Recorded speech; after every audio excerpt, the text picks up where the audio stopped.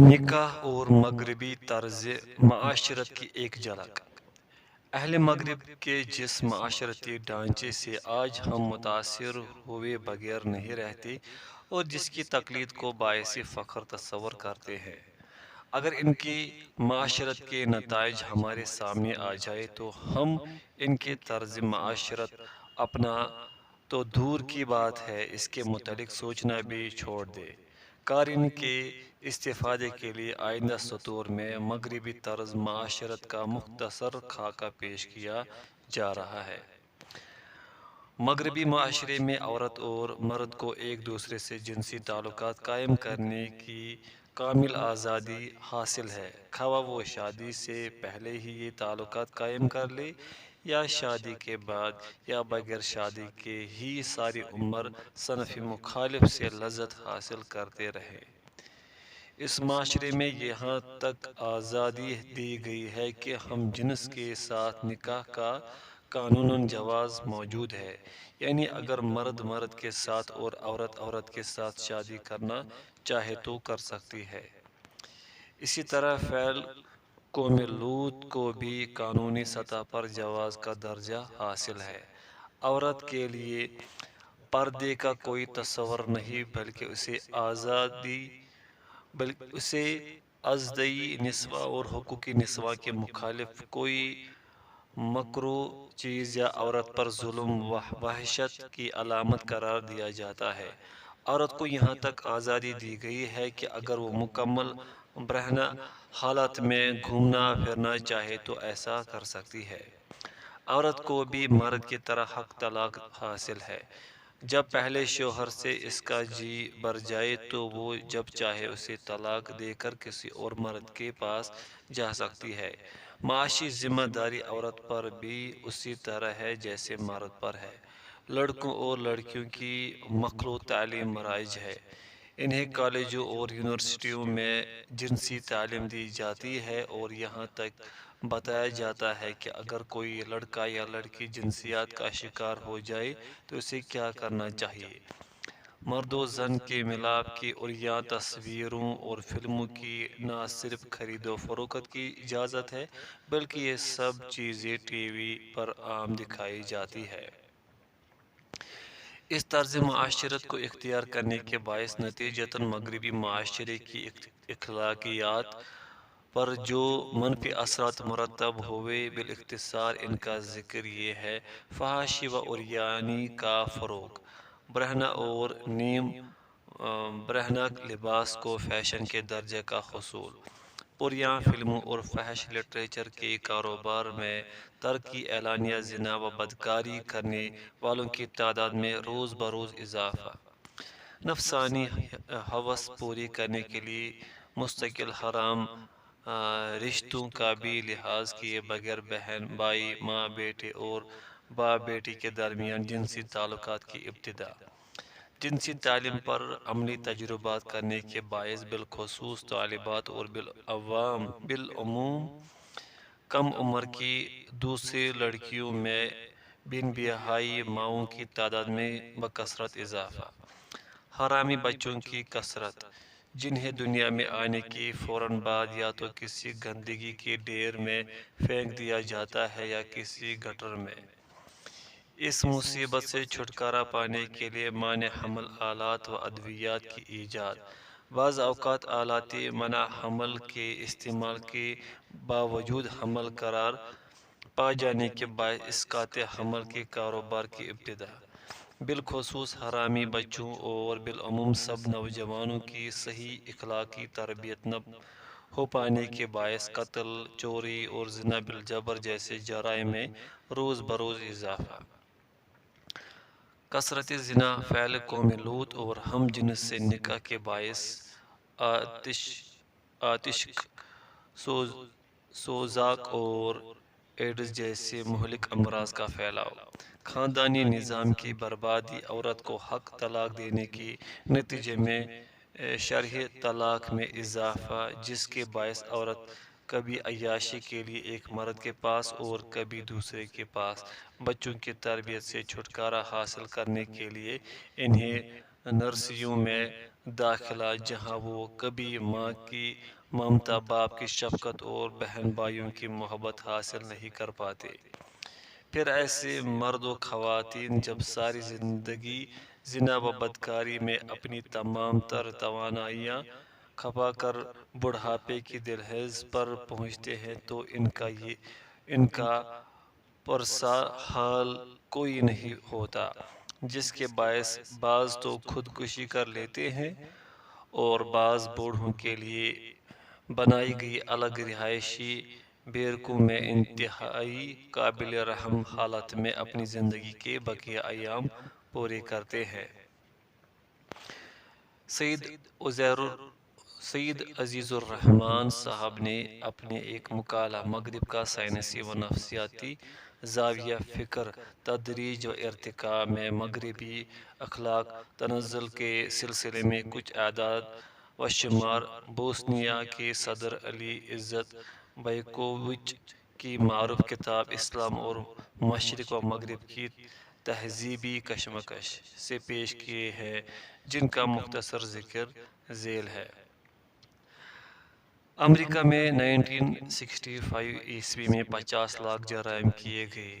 وہاں آبادی میں شرح اضافہ بنسبت جرائم میں اضافے کا تناسب 14 گنا زیادہ تھا۔ آبادی میں شرح اضافہ 13% اور جرائم میں اضافے کی شرح 178% تھی۔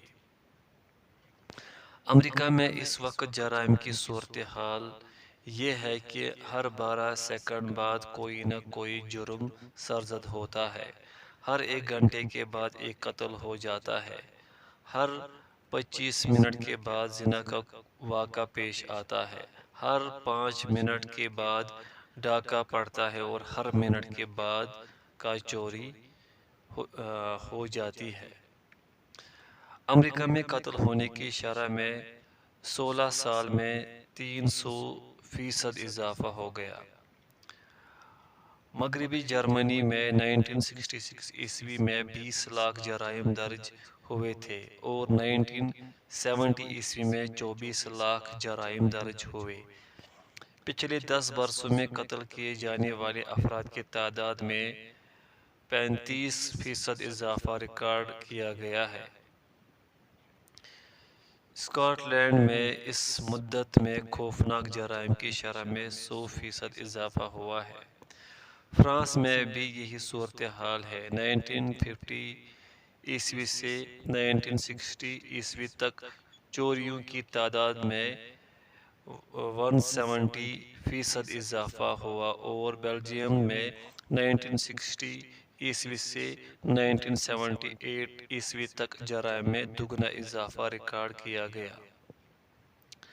برطانیہ میں 1973 عیسوی میں 4 لاکھ شرابی تھے، جن میں 80,000 عورتیں تھیں، نیز ان میں سے ہر دوسری عورت نفسیاتی ہسپتال کی مریض بن جاتی ہے اور ہر تیسری عورت خودکشی کر لیتی ہے۔ سویڈن میں مرد و عورت میں سے ہر 10واں آدمی کثرت شراب نوشی کا عادی ہے۔ نفسیاتی امراض کے حوالے سے یہ بات بھی سامنے آئی ہے، جہاں معیار زندگی بہتر ہو رہا ہے، وہیں قلبی اطمینان بھی رخصت ہو رہا ہے۔ خودکشی کے واقعات اور نفسیاتی مسائل وہیں پر کم تعداد میں ہیں جو علاقے زیادہ ترقی یافتہ نہیں۔ امریکہ میں ہر 1000 میں سے 4 افراد دماغی ہسپتالوں میں زیر علاج ہیں۔ سویڈن میں 1967 عیسوی میں 1700 خودکشیاں رجسٹرڈ ہوئی، جو 1966 عیسوی کی بنسبت 9% زیادہ تھی اور 1960 عیسوی کی بنسبت 30% زیادہ۔ 1968 عیسوی میں ہونے والے ایک جائزے سے معلوم ہوا کہ خودکشی کی بلند شرح کے حساب سے ابتدائی 8 ممالک یہ ہیں: مغربی Germany, Australia, Canada, Denmark, Finland, Hungary, Sweden, Switzerland. اگر یہ بات ذہن نشین رہے کہ یہ اعداد و شمار کو 30-35 برس قبل کے ہیں تو حالات کی سنگینی کا تصور کیا جا سکتا ہے، لیکن اس موضوع پر بحث سمیٹنے سے قبل ہم اس ضمن میں مزید کچھ اعداد و شمار پیش کرنا چاہیں گے جو کہ نسبتاً حالیہ دور کے ہیں۔ امریکہ میں ایک تحقیق کے مطابق عصمت دری کا شکار 50% خواتین کی عمر 18 سال سے کم ہے اور 25% تو 12 سال سے بھی کم عمر کی بچیاں ہیں۔ زیادہ اندوہناک صورتحال یہ ہے کہ ان 12 سال سے کم عمر بچیوں میں سے 20% اپنے باپوں کی ہوس کا شکار ہوئے، 46% کو ان کے رشتہ داروں اور 30% کو ان کے دوستوں نے شکار کیا۔ صرف 4% ایسی تھی جن کی عصمت دری غیروں نے کی۔ برلن پولیس کے مطابق شہر میں ہونے والے 45% متشددانہ جرائم 14 سے 18 سال کی عمر کے بچے کرتے ہیں۔ لندن میں فحاشی کے کاروبار میں 1990 عیسوی کے مقابلے میں 1992 عیسوی میں 35% اضافہ ریکارڈ کیا گیا، جبکہ ویسٹ یارک شائر، مانچسٹر اور کلیولینڈ میں یہ اضافہ 80% تک تھا۔ برطانیہ میں جسم فروشی کے ذریعے ماڈل گرلز سالانہ 80 سے 90 لاکھ پاؤنڈ تک کماتی ہے، جو کہ کسی بڑے بزنس مین کی آمدنی سے کم نہیں۔ چند مزید اعداد و شمار دیکھیے۔ امریکہ کے حوالے سے سالانہ 20 لاکھ ناجائز بچے، 25 لاکھ غیر شادی شدہ مائیں، 15 لاکھ متعلقہ عورتیں، ہائی اسکول کی 86% نوعمر حاملہ طالبات۔ اخلاقی تنزل کی یہ چند مثالیں پیش کی گئی ہیں، ورنہ اس کی فہرست تو اس قدر طویل ہے کہ اس کا استقصاء ممکن ہی نہیں۔ یہ ہے اس طرز معاشرت کو اختیار کرنے کی خطرناک نتائج جسے اپنانے کے لیے آج ہم سب تیار بیٹھے ہیں، جبکہ اس کے برخلاف اسلام نے جو معاشرتی اصول و ضوابط مقرر کیے ہیں، اگر ان پر غور کیا جائے تو یہ واضح ہو جاتا ہے کہ اسلامی طرز معاشرت ہی وہ نظام ہے جو فطرت انسانی کے عین مطابق اور دنیا میں امن و آشتی کا علمبردار ہے۔ اسلام نے معاشرے کی پاکیزگی کے لیے عورت کو پاکیزہ رہنے کا حکم دیا ہے، اسے گھر میں چادر اور چار دیواری کا ماحول اپنانے کی ترغیب دی ہے۔ اگر کسی ضرورت کے تحت گھر سے نکلنا ہو تو اسے پردے کا حصار عطا کیا ہے۔ اسے غیر محرم مردوں کے ساتھ گھومنا پھرنا تو دور کی بات، ان پر شہوانی نظر ڈالنے سے بھی منع کیا ہے۔ جو ان جوان ہو جائے تو کسی صالح مرد کے نکاح میں دے کر تا حیات اس کے گرد ایک حصار قائم کر دیا ہے۔ زنا و بدکاری کو حرام قرار دے کر دنیا میں اس پر حد اور آخرت میں سزا کی وعید سنائی ہے۔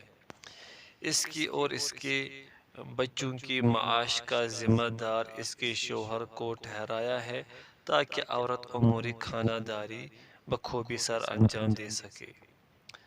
غور کیجئے کہ اگر عورت گھر میں ہی رہے گی اور گھر سے باہر اگر کبھی ضرورت کے تحت نکلے گی بھی تو صرف باحجاب ہو کر نکلے گی، تو ایسی صورت میں اجنبی مردوں کے لیے نفسانی ہیجان کا باعث نہیں بنے گی۔ گھر میں بچوں کی اسلامی تربیت کرے گی، انہیں اچھے اخلاق سکھائے گی اور پھر یہی صالح اور بااخلاق بچے کل کو جوان ہو کر معاشرے کا حصہ بنیں گے، جس سے سارا معاشرہ امن و آشتی کا گہوارہ بن جائے گا۔